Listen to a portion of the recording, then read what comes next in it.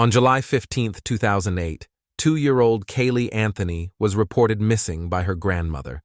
It turned out that she had last been seen alive by her mother, Caylee Anthony, 31 days prior, and in the weeks that followed, Caylee had kept up the illusion of a normal routine, continuing her daily life filled with frequent drinking and partying.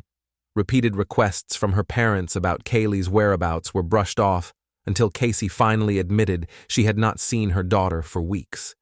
Over the coming years, a bizarre story would unfold, one filled with unexplainable behaviors, countless lies, complicated forensic evidence, and a quest for justice.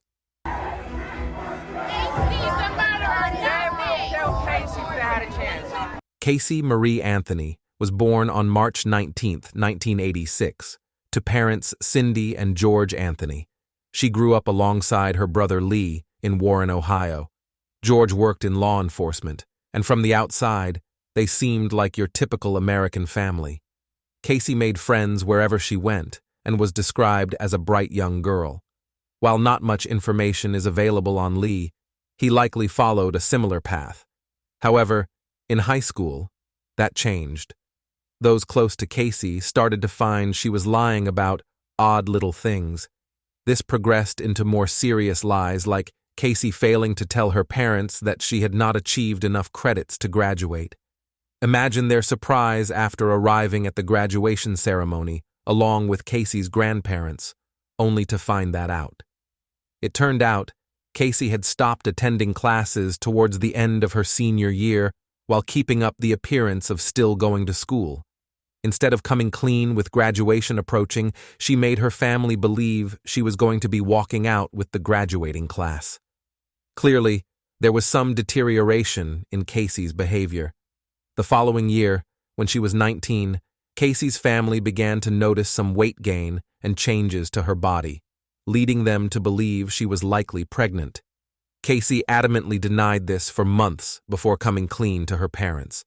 However, she wouldn't tell the whole truth. Caylee refused to reveal who her baby's father was, mentioning various men during her pregnancy. On August 9, 25, Caylee Marie Anthony was born in Orlando, Florida. Some reports suggest that Caylee initially spoke to a close friend about placing her daughter up for adoption, but her mother, Cindy, discouraged this. Caylee and her daughter lived with her parents and her then-fiancé, Jesse Grund, for the next 2 years. The pair were engaged when Caylee fell pregnant with Caylee, and he took on the role of her father, despite the timeline of her conception making it near impossible for that to have been the case. A DNA test later proved that he was not Caylee's dad. Jesse and Caylee ended up separating, and in April or May 2008, Caylee began dating a man called Tony Lazzaro. On June 16, 2008, Caylee left her parents' home with Caylee, telling her mom that she was going to leave her daughter with her nanny. The next day, Caylee told her parents that she was going on a work trip to Tampa, and Caylee and her nanny would be going with her too. Over the following weeks, George and Cindy barely saw Caylee and hadn't seen their granddaughter once. Caylee explained that she was busy with work, and Caylee was being looked after by the nanny, but she strangely made a point of only going to her parents' house to retrieve things she needed when they weren't there. Her parents were curious about where Caylee and Caylee were living since they had lived at their home for Caylee's entire life up until this point. Caylee told them they had been staying with the nanny, a woman called Zenaida Fernandez Gonzalez. In reality, Caylee was living with her new boyfriend, Tony Lazzaro. Cindy called her daughter every day, and each time she would ask to speak to Caylee. This never happened, though. Caylee always told her mother that Zenaida, or Zanny as she called her, was off doing something with Caylee. This ranged from activities like visiting the beach to going to Disney World. All the while, Caylee spent many of her evenings out partying and drinking. On June 30th, a store manager placed a call to the relevant authorities to request a car be towed from his store's parking lot. It has been parked there for 3 days at that point. It turned out this was Caylee's car. She ran out of gas on June 27th and left her car there, opting to get her boyfriend to come and pick her up rather than get more gas put in the vehicle. It's unclear how long she intended on leaving it there. Coincidentally, on that same day, June 30th, Cindy again called Caylee to find out how Caylee was. Cindy had taken the week off of work and wanted to spend some time with her granddaughter, who she hadn't seen in 2 weeks. Cassie told her mom that Caylee was with Zanny and another woman at Universal Studios for character breakfasts. She was going to be there the whole day, Casey told her. Cindy decides to drive to Universal Studios to see Caylee, calling Casey once she arrives. Casey then tells her that they aren't actually at Universal Studios, but are still in Tampa. In early July, Tony flew home to New York, and this left Casey without a place to stay, so she roomed with friends. On July 2nd, despite being chronically short of money, Casey got a new tattoo, the quote, Bella Vita, which means beautiful life. Growing increasingly frustrated with the lack of contact with her daughter, Cindy began going to the various spots that Casey had said Caylee previously visited, hoping to run into her granddaughter and the nanny. All of these attempts failed, and on July 3rd, Cindy made a post to MySpace titled, My Caylee is Missing, checking her mood as distraught. However, her post implied that Cindy believed Casey was keeping Caylee from her. It read, She came into my life unexpectedly, just as she has left me. This precious little angel from above gave me strength and unconditional love. Now she is gone, and I don't know why. All I am guilty of is loving her and providing her with a safe home. Jealousy has taken her away. Jealously from the one person who should be thankful for all of the love and support given to her. The post continued to mention a mother's love and all that Cindy has provided for Casey. She ends the post by writing, The daughter who stole money, lots of money, leaves without warning, and does not let her mother now speak to the baby that her mother raised, fed, clothed, sheltered, paid her medical bills, etc. Instead, she tells her friends that her mother is controlling her life and that she needs space. No money, no future. Where did she go? Who is watching out for the little angel? On Sunday, July 13th, George and Cindy discovered a notice taped to their door about a registered letter they needed to retrieve from the post office. George stopped by on Tuesday, having not been able to the previous day due to work constraints. He opens the letter to find it is from the impound lot, who state Casey's car, which was in Cindy's name, had been at the lot since June 30th. George calls his wife and asks her to bring the necessary paperwork as well as the $480 fee they have to pay for the time the car has spent there. While he waited, George was taken to the car, which he unlocked with the spare set of keys he had on him. As the door swung open, he was greeted by a strong odor. The impound lot manager was standing next to him as the door was opened, and as someone who had worked the job for years, he recognized it straight away. While he said it wasn't as strong as that occasion, he truly felt the smells were the same. The men then walked around to the trunk, and George recalled holding his breath and doing a silent prayer that Caylee wasn't in there. As they popped it open, they found a relatively empty trunk except for a garbage bag. Inside it was an old box of pizza and maggots. They threw the bag into the dumpster, and both think that was possibly the source of the smell. After Cindy arrived, George was able to get the car released and drive it home. The entire way back, he had to have all the windows down as the smell was so pungent. Once they had the car home, Cindy and George started to look through it. Caylee's car seat was inside, along with her backpack and beloved baby doll. There was a pair of pants and a pair of high heels on the back seat as well, which Cindy took and washed due to the smell of them. Cindy also found the number of one of Casey's friends written down on a piece of paper inside the car. She decided to call the friend, a woman called Amy, and try to find out where Casey was. She needed some serious answers immediately about what was going on, and while Amy was initially reluctant, she did agree to point out the apartment that Casey had been staying in Tony's apartment. Cindy told Amy that whatever Casey had been telling her was a lie, and that she had been lying non-stop for the past 4 weeks.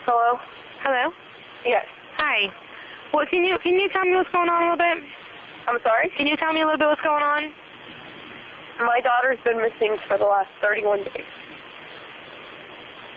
And you know who has her? I know who has her. I've tried to contact her. I actually received a phone call today, now from a number that is no longer in service. I did get to speak to my daughter for about a minute. Okay, did you guys call and report a vehicle stolen? Yes, my mom did. Okay, so there's been a vehicle stolen too? No, this was my vehicle. What vehicle was stolen? It's a 98 Pontiac Sunfire. Okay, I have deputies on the way to you right now for that. But now your 3-year-old daughter is missing. Caylee Anthony. Yes. White female. Anthony. Yes, white female. 3 years old, 8/9/2005 is her date of birth? Yes. And you last saw her a month ago? 31 days. From 31 days. Who has her? Do you have a name? Her name is Zenaida Fernandez Gonzalez. Who is that? Babysitter? She's been my nanny for about a year and a half, almost 2 years. Why are you calling now? Why didn't you call 31 days ago? I've been looking for her and have gone through other resources to try to find her, which was stupid. There is a stark contrast between Cindy's and Casey's demeanors in these calls. One is panicked, and the other is collected. During the call, George arrives home from work, and Cindy can be heard in the background saying, "Caylee's missing. The nanny took her." With the official report of a missing toddler, the authorities responded much quicker than the previous 2 calls. A handful of detectives were soon on the scene, and they began taking a look around. While they did, Casey was messaging Tony. She told him Caylee was missing, and he responded in surprise, asking why she hadn't told him during their time together. Casey responded, saying she knows she should have, and that she is an awful person, as well as saying if they don't mind Caylee, she will spend an eternity in jail. Again, this is hardly the behavior of a concerned parent. Casey gave the officers a written statement, and at 4 a.m., a homicide detective arrived to review her statement again. As he read through it word by word, he told Casey that if she had anything she wanted to change, she should do it now, and he made him aware of what the consequences would be for a false statement. Casey said she understood, but everything she had told them was the truth. Casey told them more about Zenaida, the nanny, saying she had known her for years at this point and was introduced through a mutual friend. The pair actually met while Casey was pregnant, and Zanny had been babysitting Casey since April 2006. Now, the investigators were made to sift through Casey's stories, and boy, were there a lot of them. She always had an answer for everything but added unnecessary details in the way that liars do to bolster their claims. It only makes them look more guilty. It was a mammoth task trying to make any sense of Casey's claims and trying to track down exactly where Caylee had last been seen. They settled on a home address of Zenaida that Casey confirmed had been the apartment she dropped Caylee off at when she last saw her. Maybe there was evidence at the apartment that could help them find Caylee, or better yet, maybe Zanny would be there, and they could speak with her. When they arrived at the supposed address on the morning of July 16th, the investigators found that it had been abandoned and unused for over 140 days at that point, meaning Casey couldn't have possibly left her daughter there at any point in the past month. The next lie the authorities caught Casey in involved her work. She had told them she worked at Universal Studios, and on July 16th, the investigators took her there and asked Casey to take them to her office. She led them into the building, making seemingly wrong turns and clearly trying to make things up as she went along. Finally, she admitted to the detectives that she hadn't worked there in over 3 years. This was the lie that allowed the authorities to arrest Casey. She was placed in handcuffs at Universal Studios and charged with child neglect, lying to investigators, and interfering with a criminal investigation. This arrest came just 1 day after Caylee had been reported missing. At her initial hearing on July 22nd, the judge set Casey's bail at $500,000 and said she had shown a woeful disregard for the welfare of her child. On September 5th, Caylee was released on bail and fitted with an electronic tracking device after her parents posted her bail. In mid-October, a grand jury indicted Caylee on charges of first-degree murder, aggravated child abuse, aggravated manslaughter of a child, and 4 counts of providing false information to police. For this, she was rearrested and held without bond. Shortly after, the child neglect charges were dropped as the state had charged Caylee on the basis that Caylee was still alive, a theory they now doubted. At her October 28th arraignment, Caylee pleaded not guilty to all charges. While all of this was going on, there was another story unfolding in some forest land not far from Anthony's home. A meter reader called Roy Kronk and 2 co-workers were in the area of Anthony's neighborhood working on some scheduled readings when Roy noticed something in the swampy brush area. He saw something white and what appeared to be a gray bag, but before he could take a closer look, he and his co-workers were distracted by a rattlesnake. That evening, he mentioned to his girlfriend what he had seen, and she advised him to call the authorities and report it, as both of them had seen Caylee's disappearance on the news. Hi, I don't have it. I called the non-emergency line and somehow. How can I help you, sir? I'm a meter reader with Orange County, and I had the route today that included the Anthony's home. Mm-hmm. Okay, and I went down to the school and came back, and when I was coming back, I stopped between the 2 swamp areas there. I don't know if you know what I'm talking about or not. No, but go ahead. But there's a stretch of road there that goes from where the start of their road is down to a school, and in between it on either side there's a swamp. And if you're heading back out towards the main road on the left-hand side, in an area, I noticed something that looked white, and there was a gray bag down in there. I don't know what it is. I'm not telling you it's Caylee or anything of that nature. But I just thought. Do you know what street Anthony home is on? Yeah, it's on Good Hope, isn't it? Okay, Good Homes, and what's the nearest intersecting street?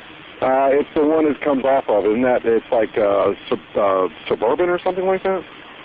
Hold on, I just want to bring up the map. Hold on. Because I just read that. That's the route I had today to read the meters on. Hold on. A deputy apparently went to the reported area and had a look around, but failed to see anything. Having not heard back from the police, Roy calls again. The authorities said this area had previously already been searched by search parties looking for Caylee, but another deputy was sent out, who also apparently did not see what Roy had seen. Roy offers to meet someone there, which is exactly what happens. 2 officers arrive, and he points out what he is seeing. As one of the officers begins down the hill to take a closer look, he slips on the moist ground and takes a tumble. When he gets up, he walks back to where Roy and the other officer are standing and says he won't be looking any further as this is a spot where people throw their trash. He tells Roy that he probably saw garbage and hints at him wasting the police's time, which Roy doesn't take too kindly to. He gives up at this point and leaves the discovery alone. That was until December 11th when police received another call from Roy. Roy's involvement in the case has been cause for much conspiracy over the years.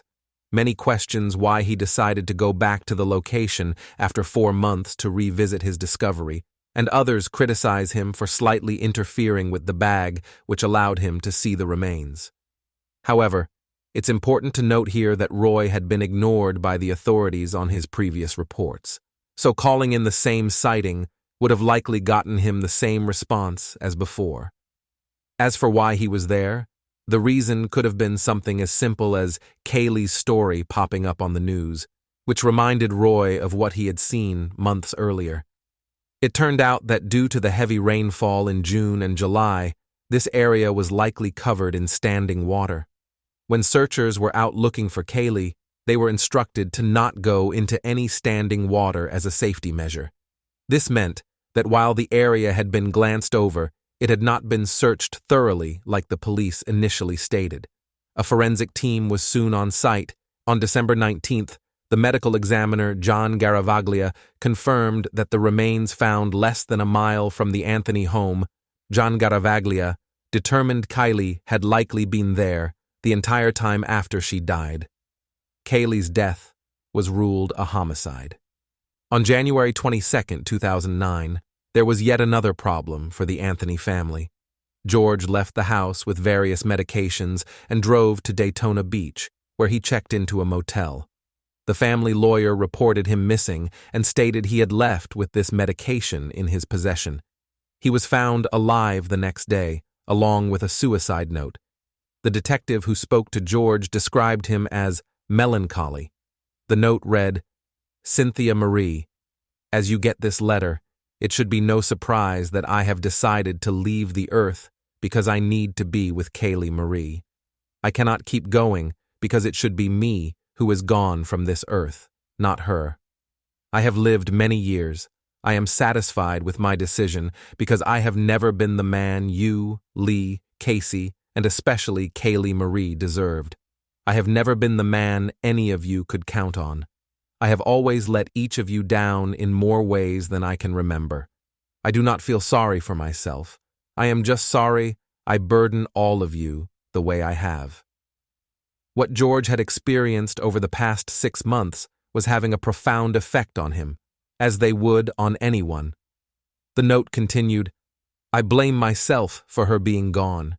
You know, for months, as a matter of fact for a year or so, I brought stuff up, only to be told not to be negative. Caylee Marie, I miss her. I miss her.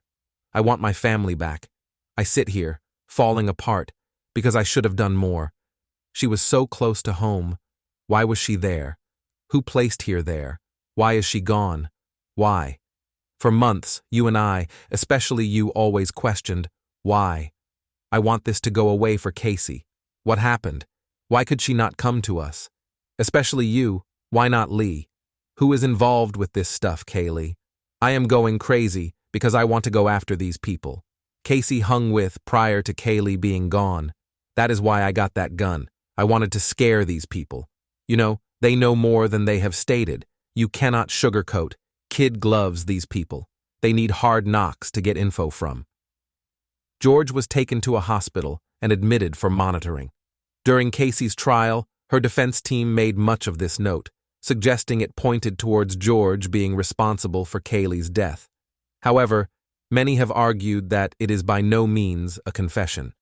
Not once does George say he harmed Caylee. Instead, he experiences the guilt he feels, which is a common feeling for family members of a deceased loved one.